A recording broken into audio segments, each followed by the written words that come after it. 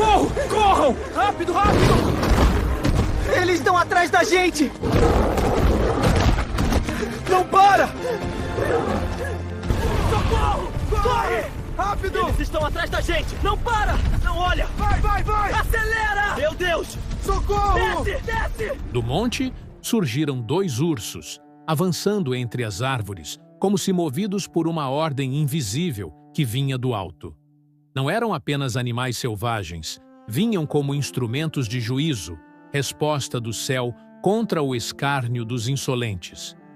Um grupo de jovens, irreverentes e desrespeitosos, havia saído ao encontro do homem que subia o caminho. Apontavam, riam alto, zombavam sem temor. Careca, tá subindo um monte! Ei, cuidado pra não escorregar! Era mais do que deboche. Era desprezo pela unção, afronta à presença de Deus. Eles não viam apenas um homem, mas ele não respondeu. Seguiu em silêncio, porque quem anda com Deus não se justifica.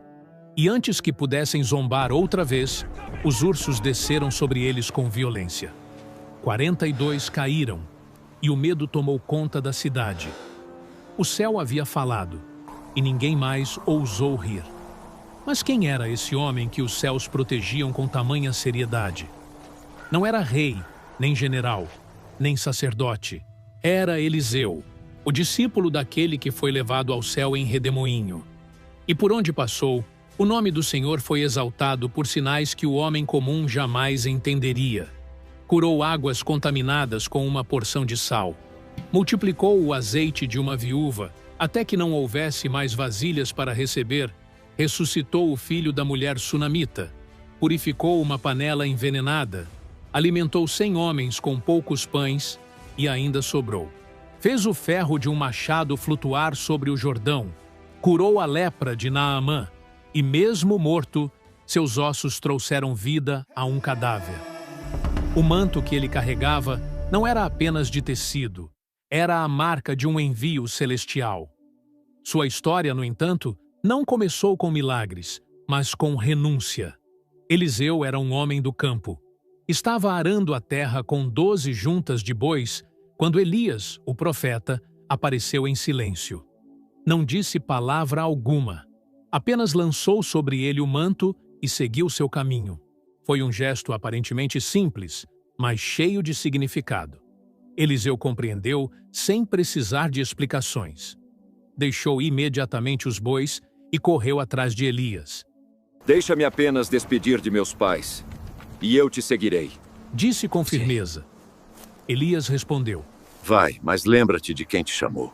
E Eliseu voltou para casa, não para hesitar, mas para se despedir de tudo que conhecia.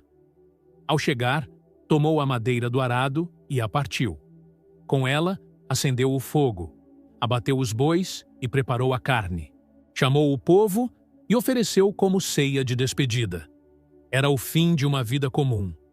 A fumaça que subia daquele sacrifício era símbolo de um passado que não voltaria mais. Eliseu não apenas deixou sua antiga vida, ele a queimou. Queimou com ela os planos antigos, as garantias e o conforto. Aquilo que antes sustentava seu pão, agora se tornava altar. O chamado não foi feito com palavras, mas com presença. E desde aquele dia, ele passou a servir Elias com fidelidade e temor, como discípulo e aprendiz. Aliás, seja muito bem-vindo ao canal Descubra a Bíblia Sagrada. Aqui, cada história é uma travessia entre a fé e a revelação, um mergulho profundo nas Escrituras que transforma o olhar e desperta o espírito. Se essa história já está tocando algo dentro de você, inscreva-se agora e ative o sino. Estamos caminhando juntos por entre as páginas da Palavra de Deus, em busca de tudo aquilo que Ele ainda deseja nos mostrar. O tempo passou, e então chegou o dia em que o Senhor tomaria Elias para si. Os dois estavam em Gilgal, e Elias disse a Eliseu: Fico aqui, porque o Senhor me enviou a Betel. Eliseu respondeu com firmeza: Tão certo como vive o Senhor, e vive a tua alma, não te deixarei. E assim desceram a Betel. Ali, os filhos dos profetas se aproximaram de Eliseu e disseram: sabes que hoje o Senhor tomará o teu mestre por sobre tua cabeça? E ele respondeu: Também eu sei. Calai-vos. Elias voltou a dizer: Fica aqui, porque o Senhor me enviou a Jericó. Mas Eliseu disse novamente: Como vive o Senhor, e vive a tua alma, não te deixarei. Foram então a Jericó, e ali os filhos dos profetas repetiram as mesmas palavras. E novamente Eliseu os silenciou. Elias então falou pela terceira vez: Fica aqui, porque o Senhor me enviou ao Jordão. E Eliseu, com os olhos fixos no propósito, respondeu: Não te deixarei. Ambos seguiram juntos. Chegaram ao rio Jordão. Elias tomou o manto, enrolou-o e feriu as águas. O rio se abriu e os dois atravessaram em seco. Do outro lado, Elias olhou para seu discípulo e disse: Pede o que queres que eu te faça, antes que seja tomado de ti. E Eliseu respondeu com reverência e coragem: Peço-te que uma porção dobrada do teu espírito esteja sobre mim. Elias o fitou e disse: Pediste algo difícil. Mas se me vires quando eu for levado de ti, assim será contigo. Caso contrário, não será. E enquanto ainda caminhavam, eis que um carro de fogo, puxado por cavalos de fogo, os separou. Elias foi elevado ao céu num redemoinho, e Eliseu viu tudo. Gritou com voz forte: Meu pai! Meu pai! Carro de Israel e seus cavaleiros! Mas Elias já não estava mais ali. Apenas o manto jazia sobre o chão. Eliseu rasgou suas vestes em sinal de luto e reverência e tomou para si o manto que o céu havia deixado. Voltando ao Jordão, parou diante das águas. Onde está o Deus de Elias? Então, golpeou as águas, e elas se abriram. Eliseu atravessou. Os filhos dos profetas o observavam de longe, e quando viram o rio se abrir, disseram entre si: O espírito de Elias repousa sobre Eliseu. Vieram ao seu encontro e se curvaram. Reconheceram que a autoridade havia sido transferida. O discípulo agora era profeta. O servo agora era enviado. Mas Eliseu sabia que aquilo não era apenas honra. Era responsabilidade. E a caminhada apenas começava. Depois de atravessar o Jordão com o manto do mestre em mãos, Eliseu seguiu em direção a Jericó. Os filhos dos profetas o observavam de longe e reconheceram que algo havia mudado. O mesmo homem que servira Elias em silêncio agora caminhava com autoridade visível. Ele não carregava apenas um manto, mas a continuação de um propósito celestial. Os jovens profetas vieram ao seu encontro, curvaram-se diante dele e disseram: O espírito de Elias repousa sobre ti. Mas ainda havia dúvidas entre eles. A ausência de Elias os inquietava. Talvez o Espírito do Senhor o tenha lançado sobre algum monte ou em algum vale, disseram a Eliseu com os olhos ansiosos. Ele respondeu com firmeza: Não o procurem. Mas insistiram tanto que ele permitiu. Enviaram 50 homens, que durante 3 dias procuraram por Elias nas montanhas e vales ao redor. Não encontraram nada. Voltaram cansados, e então Eliseu os recebeu com serenidade. Não vos disse que não fosseis? A certeza que havia nele não era humana. Era a convicção de quem havia presenciado o céu se mover diante de seus olhos. Pouco depois, os homens da cidade de Jericó se aproximaram com uma aflição. Esta cidade é boa, como vê o meu senhor, mas as águas são más, e a terra é estéril. Eliseu os ouviu com atenção. Aquilo não era apenas um problema natural. Era algo que impedia a vida de florescer. Pediu uma tigela nova, com sal. Pegou-a em mãos e foi até a nascente da água. Ali, lançou o sal e declarou: Assim diz o Senhor: Tornei saudáveis estas águas. Não haverá mais nelas morte nem esterilidade. E desde aquele dia, a fonte foi curada. A cidade voltou a dar frutos. Depois desse sinal, Eliseu partiu de Jericó rumo a Betel. Subia pela estrada quando foi surpreendido por um grupo de jovens insolentes que o avistaram de longe. Começaram a zombar dele com palavras desrespeitosas e provocadoras. Careca, o cara tá subindo um monte. Ei, cuidado pra não escorregar. Não era apenas deboche sobre sua aparência. Era desprezo por sua missão. Eles não zombavam de um homem. Zombavam do ofício que Deus lhe havia confiado. E aquela afronta, vinda de muitos, se tornou ocasião para o temor ser restaurado. Eliseu virou-se, olhou para eles e os repreendeu com o peso da autoridade que carregava. Então, 2 ursos saíram do bosque e avançaram contra os zombadores. O que parecia brincadeira terminou em tragédia. 42 caíram diante do juízo de Deus. Não era vingança, era justiça. Aquele momento ficou marcado na memória da região, e a notícia correu pelas cidades. As pessoas passaram a temer não apenas a Eliseu, mas o Deus que estava com ele. Não se tratava de temor humano, era respeito pela presença divina. Seguindo seu caminho, Eliseu passou por várias cidades, visitando escolas de profetas. Em cada lugar, a presença de Deus o acompanhava. Era visível que algo novo havia começado em Israel. Os milagres de Elias haviam marcado uma geração, mas o que Eliseu carregava não era menor. Os homens o observavam com olhos atentos. Cada gesto seu era um sinal. Cada palavra carregava vida. Não era apenas a continuidade de um ministério. Era uma ampliação. Uma resposta de Deus para um tempo de necessidade espiritual profunda. Durante uma dessas visitas, uma viúva o procurou em desespero. Era a esposa de um dos filhos dos profetas, e agora os credores ameaçavam levar seus 2 filhos como pagamento da dívida. Eliseu a ouviu com atenção. A dor daquela mulher não era só material. Era o grito de uma mãe que não queria ver seus filhos escravizados. Meu senhor, o credor veio. Ele quer levar meus filhos. O que tens em casa? Tua serva não tem nada, senão uma botija de azeite. O que para os homens era pouco, para Deus era suficiente. Eliseu, então, lhe deu instruções detalhadas. Vai, pede emprestadas vasilhas, muitas, a todos os teus vizinhos. Depois entra em tua casa, fecha a porta sobre ti e sobre teus filhos, e derrama o azeite em todas aquelas vasilhas. A mulher obedeceu. Saiu, pediu vasilhas por toda parte, voltou para casa e, com os filhos ao lado, começou a encher os recipientes. O azeite fluía sem parar, um vaso após o outro. O milagre corria pelas suas mãos como um rio. Ela voltou a Eliseu e contou tudo. Ele a olhou e disse com serenidade: Vai, vende o azeite, paga a tua dívida e vive com teus filhos do que restar. Aquilo que seria vergonha tornou-se sustento. Aquilo que seria perda se transformou em provisão.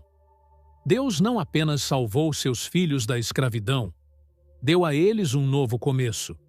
E por meio de Eliseu, mostrou que o céu se importa com os pequenos clamores. O profeta que abrira um rio agora enchia vasilhas dentro de uma casa humilde. O mesmo Deus que move céus também se revela entre 4 paredes. Esse milagre se espalhou pelas aldeias como um sussurro de esperança. A fama de Eliseu crescia, mas não era fama por si só. Era reconhecimento da presença de Deus. Os corações começaram a se voltar outra vez. Muitos vinham buscá-lo, não por causa do homem, mas por causa da mão de Deus sobre ele. E ele seguia, não como quem procurava glória, mas como servo fiel do propósito. Sua caminhada era feita de passos silenciosos e milagres retumbantes. A palavra que carregava não era dele, era viva. E quando Deus fala, até o impossível escuta. Eliseu passava com frequência por Sunem, uma pequena cidade de Israel. Ali vivia uma mulher de coração generoso e olhar atento. Sempre que via o profeta, insistia para que ele entrasse e comesse pão. Com o tempo, percebeu que aquele homem não era comum. Reconheceu nele a presença de Deus e falou com o marido: façamos para ele um pequeno quarto sobre o muro. Coloquemos ali uma cama, uma mesa, uma cadeira e um candeeiro. O espaço foi preparado com zelo. não por obrigação, mas por discernimento. Aquela casa agora abrigaria não apenas um homem, mas a palavra. A hospitalidade da sunamita não era interesse. Ela não pediu nada, apenas servia. Um dia, Eliseu, grato, mandou chamar a mulher. Ela parou à porta, respeitosa. O profeta perguntou: O que posso fazer por você? Quer que eu fale com o rei ou com o comandante do exército? Eu vivo bem aqui, no meio do meu povo. Era uma mulher resolvida, serena. No entanto, Geazi, servo de Eliseu, notou algo. Ela não tem filho, e seu marido é velho. Então Eliseu a chamou novamente, e ao vê-la, disse com autoridade: No tempo determinado, você abraçará um filho. Não mintas a tua serva, ó homem de Deus. Mas a palavra estava selada. No tempo indicado, ela concebeu. Deu à luz um menino, e a casa se encheu de riso. A promessa agora chorava nos braços da mãe. O tempo passou. O menino cresceu. Um dia, foi ao campo com o pai e começou a sentir fortes dores na cabeça. O pai mandou um servo levá-lo até a mãe. Ela o recebeu em silêncio e ali ficou até o meio-dia, quando ele morreu. Sem chorar, sem gritar, ela subiu ao quarto do profeta, deitou o menino na cama e fechou a porta. Em seguida, chamou o marido e pediu um jumento. Preciso ir ao homem de Deus. O marido questionou o motivo, mas ela respondeu apenas: Tudo vai bem. Montou o animal e partiu. A cada passo, a fé a conduzia. Quando Eliseu a viu ao longe, enviou Geazi ao seu encontro. Ela não parou. Ao encontrar o profeta, lançou-se aos seus pés. Deixa ela. A alma dela está amargurada, e o Senhor me ocultou o que aconteceu. Pedi eu algum filho ao meu senhor? Não te disse eu para não me enganar? Eliseu entendeu. Ordenou a Geazi que corresse ao quarto, levando seu bordão, e o colocasse sobre o rosto do menino. Mas a mãe não quis sair do lado do profeta. Tão certo como vive o Senhor e vive a tua alma, não te deixarei. Eliseu foi com ela. Quando chegaram à casa, o menino jazia sem vida sobre a cama. Geazi havia ido antes, mas não houve sinal algum. Eliseu entrou, fechou a porta e orou ao Senhor. A dor da mulher agora estava diante do céu. Subiu à cama, deitou-se sobre o menino, colocando a boca sobre a boca, os olhos sobre os olhos, as mãos sobre as mãos. O corpo do menino começou a aquecer. Eliseu levantou-se, andou pela casa, voltou e tornou a deitar-se sobre ele. Então o menino espirrou 7 vezes e abriu os olhos.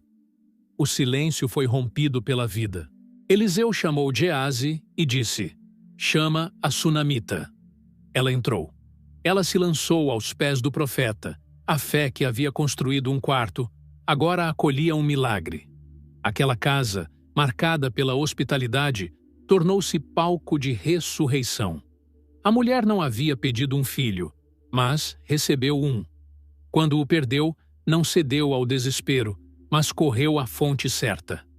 Eliseu não apenas restaurou a vida do menino, foi instrumento para que a fé daquela mulher se tornasse testemunho. A notícia correu pela região, e muitos passaram a ver em Eliseu não apenas o sucessor de Elias, mas um profeta diante de quem até a morte recua.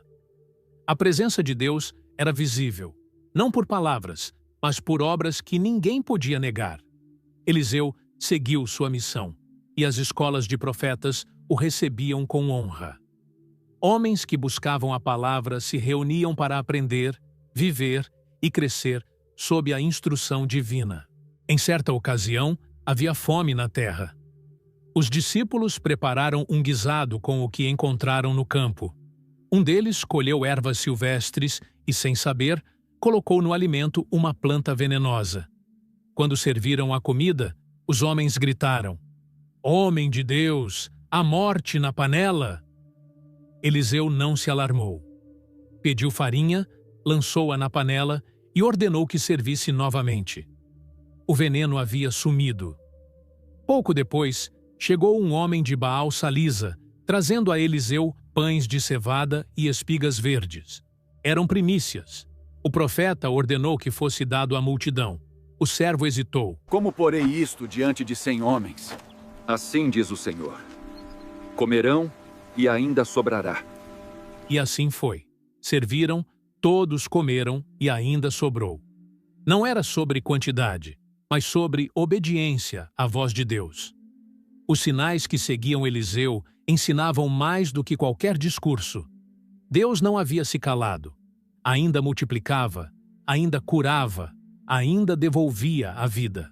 Os milagres não aconteciam para mostrar poder, mas para revelar cuidado. Eliseu não buscava impressionar. Apenas respondia ao que Deus ordenava.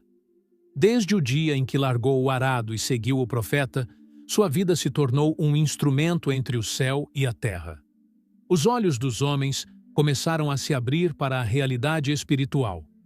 Aquele que outrora servia, agora guiava.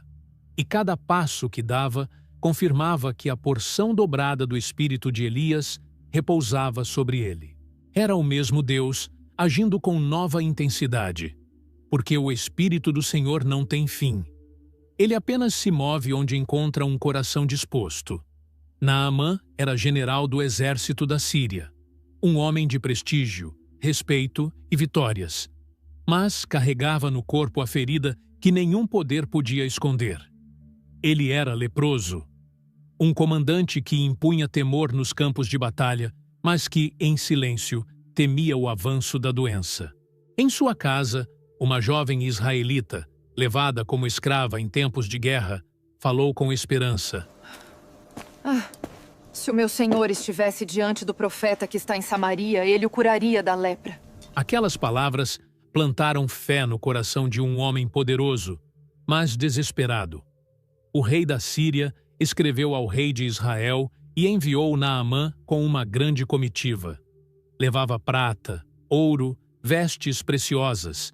Pensava que a cura se comprava com honra e riquezas. Sou eu Deus para matar e para dar vida, para que este homem me envie um leproso a curar?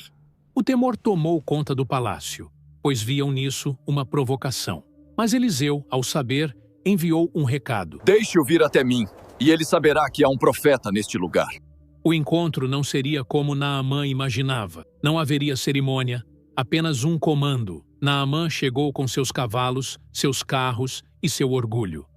Esperava que o profeta viesse recebê-lo com honras, que invocasse o nome do Senhor e tocasse sua carne. Mas Eliseu nem saiu de casa. Mandou um servo com um recado simples. Ele mandou-lhe dizer: lava-te 7 vezes no Jordão, e a tua carne será restaurada. A simplicidade do ato ofendeu Naamã. Não são, porventura, os rios de Damasco melhores do que todas as águas de Israel? E, indignado, virou-se para partir. Para ele, a ordem parecia pequena demais para um homem tão grande. Mas seus servos se aproximaram e com humildade disseram: Meu pai, se o profeta te dissesse algo difícil, por acaso não o farias? Quanto mais dizendo, lava-te e serás purificado. Naamã desceu ao Jordão. Um mergulho. Nada. 2, 3, 4. O silêncio do céu parecia dizer: continue. No 6º, a lepra ainda estava ali. No 7º, ao emergir, sua carne era como a de uma criança, limpa, viva, renovada. Senhor, estou curado. Louvado seja o teu nome. Um homem voltava à terra não apenas curado, mas transformado pela obediência. A soberba cedeu lugar à fé. Naamã retornou até Eliseu. Agora, seus olhos estavam abertos. Eis que agora sei que em toda a terra não há Deus, senão em Israel. Ofereceu presentes ao profeta, mas Eliseu recusou. Vive o Senhor, em cuja presença estou, que não os aceitarei. Naamã insistiu, mas o homem de Deus manteve-se firme. A cura não era mercadoria, era graça. Naamã partiu, levando consigo não apenas a pele restaurada, mas a convicção de que havia encontrado o Deus verdadeiro. Mas Geazi, servo de Eliseu, viu uma oportunidade. Quando Naamã partiu, ele correu em segredo atrás da comitiva. Inventou uma história. 2 jovens profetas haviam chegado e precisavam de prata e roupas. Naamã, ainda grato, entregou o que Geazi pediu. Quando voltou, Eliseu o confrontou. De onde vens, Geazi? O servo mentiu. Teu servo não foi a parte alguma. Mas nada estava oculto aos olhos do profeta. Porventura não estava também ali o meu espírito, quando aquele homem desceu do seu carro a te encontrar? Eliseu o olhou com pesar. É este o tempo de se tomar prata, e de tomar vestes, e olivais, e vinhas, e ovelhas, e bois, e servos e servas? A lepra de Naamã, que havia sido retirada pela fé, caiu sobre Geazi por causa da ganância. Saiu da presença do profeta leproso, branco como a neve. Não era apenas uma punição física, mas um alerta espiritual. O que Deus concede por graça não pode ser transformado em lucro. A desobediência traz consequências, mesmo entre os que caminham perto da unção. Naquela história, Deus não apenas curou um estrangeiro.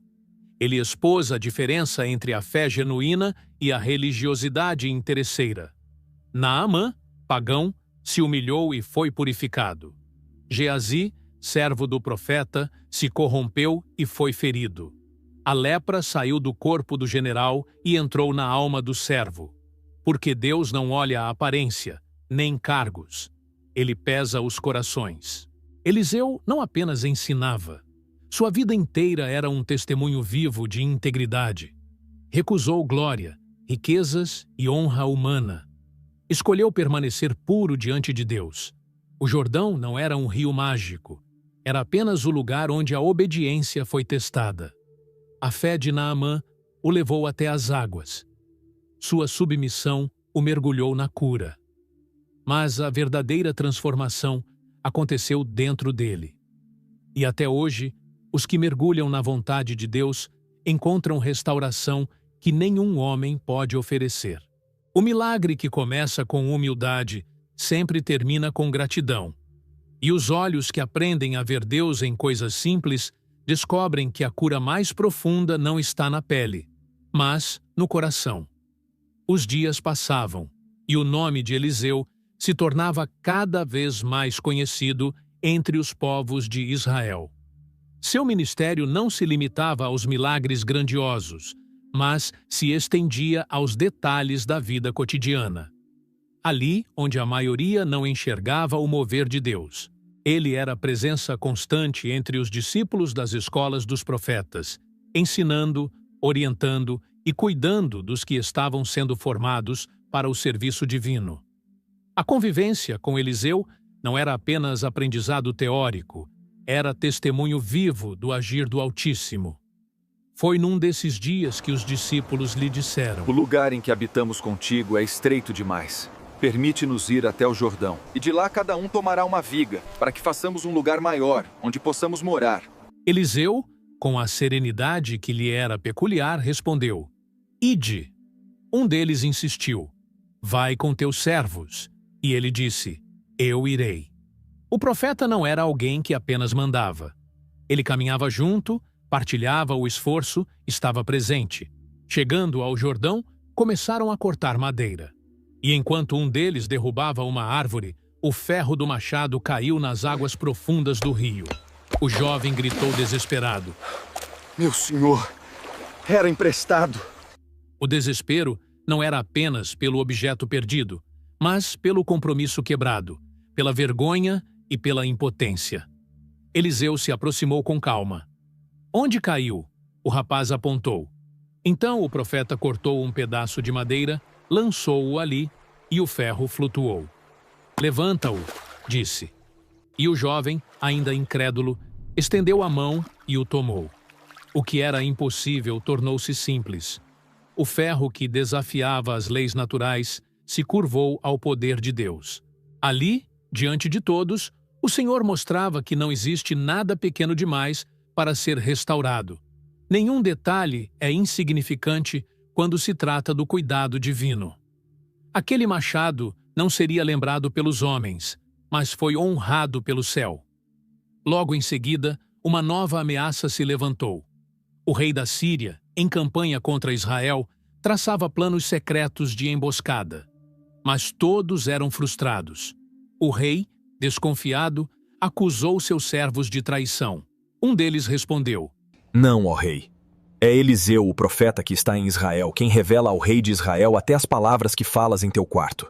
Diante disso, ordenou que localizassem Eliseu. Quando souberam que estava em Dotã, mandou um grande exército para cercá-lo durante a noite.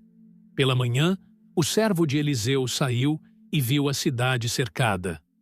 Apavorado, correu para o profeta. Ai, meu senhor, que faremos? Não temas, porque mais são os que estão conosco do que os que estão com eles. Depois orou: Senhor, abre os olhos do moço para que veja. E Deus abriu seus olhos espirituais, e ele viu. O monte estava cheio de cavalos e carros de fogo ao redor de Eliseu. A proteção celestial era real, ainda que invisível aos olhos naturais. Enquanto os soldados inimigos desciam, Eliseu orou de novo. Senhor, peço-te, fere-te a esta gente com cegueira. E eles foram feridos. Então, Eliseu saiu e lhes disse: Este não é o caminho. Segui-me, e vos levarei ao homem que buscais. E conduziu aquele exército até Samaria, onde estavam os exércitos de Israel. Quando chegaram, Eliseu orou. Senhor, abre-lhes os olhos. E viram que estavam no coração da cidade inimiga. O rei de Israel quis aproveitar a situação. Meu pai, feri-los-emos? Não os ferirás. Põe-lhes pão e água, para que comam e bezam, e voltem ao seu senhor. Um banquete foi preparado.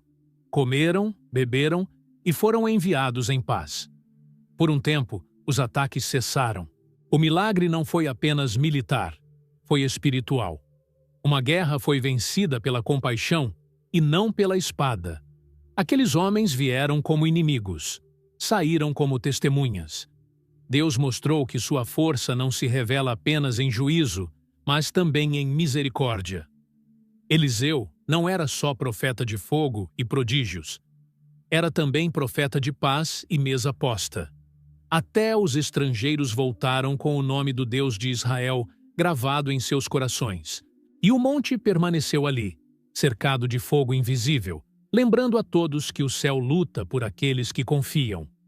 As portas de Samaria estavam trancadas com medo, mas não era um inimigo que rondava agora. O tempo havia passado, e o profeta Eliseu já não era o mesmo homem vigoroso de antes. Seus cabelos estavam brancos como a neve do Hermon, e seus passos tornaram-se mais lentos. Mesmo assim, a cidade inteira silenciava quando ele falava. A autoridade não estava mais em seu físico, mas na unção visível que ainda repousava sobre seus ombros. Os anciãos o visitavam, os reis pediam conselhos, e até seus silêncios carregavam peso espiritual. O rei Joás, aflito com o futuro da nação, veio até ele. Ao vê-lo acamado, com os olhos opacos, mas ainda intensos, caiu em prantos. Pai meu, carro de Israel e seus cavaleiros. Foi como se o passado voltasse ali, com as mesmas palavras que Eliseu dissera a Elias, ao vê-lo ser levado. Agora, quem estava prestes a partir era ele, e o rei sabia. Perder Eliseu era perder um alicerce. Era perder aquele que, mesmo em silêncio, sustentava a guerra, a paz, a provisão e a justiça no meio do povo. Eliseu ergueu a voz com dificuldade. Toma um arco e algumas flechas. Joás obedeceu. Abre a janela para o oriente. E quando ele a abriu, o velho profeta, com as mãos trêmulas, colocou suas mãos sobre as do rei. Dispara. A flecha cortou o ar como profecia viva. Flecha da vitória do Senhor sobre a Síria, declarou Eliseu. A presença de Deus ainda vibrava em suas palavras. Em meio à sua fraqueza, havia autoridade. Sua vida não se apagava com doença, mas ardia até o fim. Agora toma as flechas e fere a terra. Joás golpeou 1, 2, 3 vezes e parou. Os olhos de Eliseu se encheram de pesar. Deverias ter golpeado 5 ou 6 vezes, então derrotarias a Síria até o fim. Agora a vencerás apenas 3 vezes. Não era castigo, era diagnóstico. A medida da bênção é, muitas vezes, a medida da entrega. Joás teve nas mãos o destino da guerra, mas sua fé limitada o impediu de ver o tamanho da promessa. Pouco tempo depois, Eliseu morreu. A notícia percorreu Israel como um vento forte. O povo chorava nas ruas, os reis se calaram, os discípulos jejuaram. Enterraram-no com honra, mas a sensação era de que haviam perdido mais que um homem. Haviam perdido a janela por onde o céu soprava. Contudo, Deus não havia terminado. Certo dia, enquanto alguns homens sepultavam um cadáver, foram surpreendidos por uma tropa inimiga. Com pressa, lançaram o corpo na sepultura de Eliseu e fugiram. Quando o corpo do morto tocou os ossos do profeta, o impossível aconteceu. O homem reviveu e se pôs de pé. Aquele que havia sido levado pela morte voltou à vida apenas por tocar os restos de um servo fiel. Eliseu permaneceu morto, mas seu legado falava alto. Seus ossos, secos e esquecidos, ainda carregavam a marca da presença de Deus. E todos entenderam. Quem vive mergulhado na presença continua gerando vida mesmo depois de partir. A vida de Eliseu é mais que um registro de feitos. É um chamado. Ele começou arando a terra e terminou rompendo os limites da morte. Multiplicou azeite, curou águas, venceu exércitos, trouxe provisão em tempos de fome e ressuscitou filhos em lágrimas de mães. Mas o que mais impressiona não são os milagres em si, é a constância, a fidelidade, a entrega total. Ele nunca pediu glória, nunca buscou reconhecimento. Caminhou com firmeza até o último suspiro. Em dias de escassez espiritual, Eliseu mostra que a intimidade com Deus não precisa de palco, nem de espetáculo. Precisa de fé e obediência. Sua história nos lembra que os milagres não são o fim. São apenas o eco de uma vida rendida. Eliseu não foi grande porque fez milagres. Os milagres aconteceram porque ele foi pequeno diante de Deus. E é nessa humildade que a grandeza do céu se revela entre os homens. Eliseu morreu. Mas o Deus que o chamou continua vivo. E agora, quem ouve essa história precisa fazer uma escolha. Entre arar a terra e ouvir o chamado. Entre parar nas 3 flechas ou ir até a 6ª. Entre temer os inimigos ou ver os cavalos de fogo ao redor. Deus ainda chama, ainda unge, ainda responde. Ele ainda procura corações como o de Eliseu. O que ele fará através de você depende do quanto você está disposto a entregar. Se você chegou até aqui, deixe nos comentários o que essa história falou ao seu coração. Eliseu foi apenas um homem, mas completamente entregue.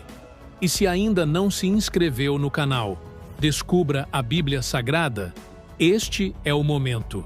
A cada nova história, seguimos juntos mergulhando nas Escrituras, conhecendo os grandes nomes da fé e deixando que suas jornadas iluminem a nossa.